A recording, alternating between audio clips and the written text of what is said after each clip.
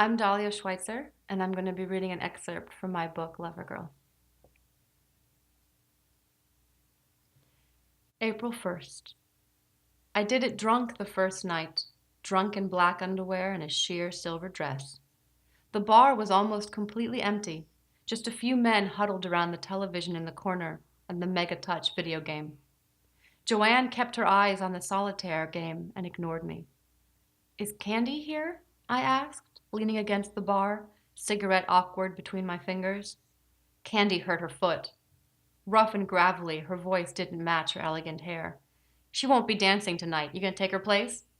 She nodded in the direction of the dance floor as if I might not know where it was. But I'm supposed to dance with Candy? I replied, sounding as idiotic and childish as I probably looked.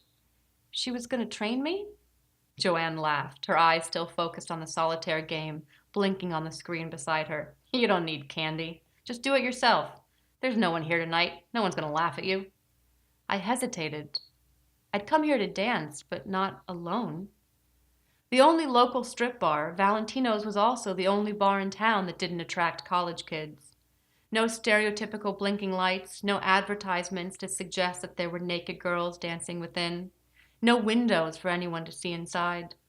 The sign outside simply said, Valentino's Cafe.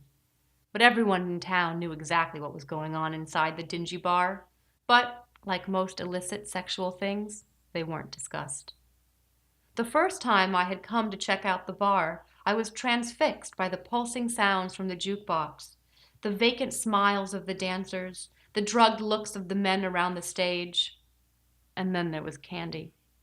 She kept shaking her long blonde hair, pulling off what would become a blur of skinny summer lingerie, winking at anyone brazen enough to make eye contact. It wasn't just that she had a great body, or that she knew how to move it. It was that she seemed to be having fun. As she laughed and talked, her eyes weren't glazed or empty. By the time she came on stage in leather hot pants, she was definitely my favorite, and everyone else's. As the only girl in the bar not half naked or on stage, the dancers and the men kept looking over at me, suspicious and curious. But Candy was the first one to approach. She flirted and giggled, trying to convince me to get up on stage with her. You could borrow some of my clothes, she murmured temptingly, tugging ever so slightly on my arm. I couldn't believe how much her eyes sparkled. Was I in love like every other man in the room? Maybe some other time, I said, trying to figure out if I could even make myself do it. How about next Tuesday? That's my slow night. She paused, looking straight at me. I could train you. And now, here I was, finally, head full of alcohol, stomach full of fear, with no trainer in sight. What are you afraid of? Asked the old man to my right. I've never done this before.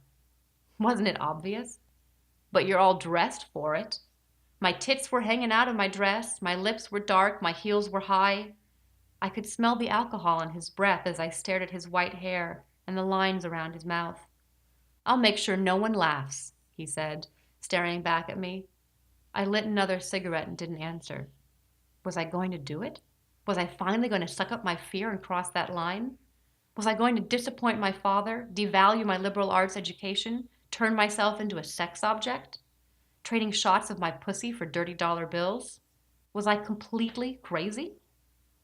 Would you like a drink? He offered, eager to expedite the process. I shook my head and slowly smoked another cigarette, realizing that there was no way I could go home. I was too worked up and too drunk to do anything else. I had to try it. I couldn't run away scared. Taking a deep breath, I turned to the old man. I did need more alcohol. Do you still feel like buying me a shot of whiskey? Oh, sure thing, little lady, he said, already gesturing to Joanne before the words were out of his mouth. What the hell was I about to do? I wasn't a whore, but I was going to shake my ass for cash. In my head, at this point, there wasn't much of a difference. These men were going to see every inch of my body, but at least they were going to pay for the privilege. I took another deep breath and walked over to the jukebox. The stage lights began to flicker and pulsate, large squares of different colors that lit the stage from below, straight out of Saturday Night Fever.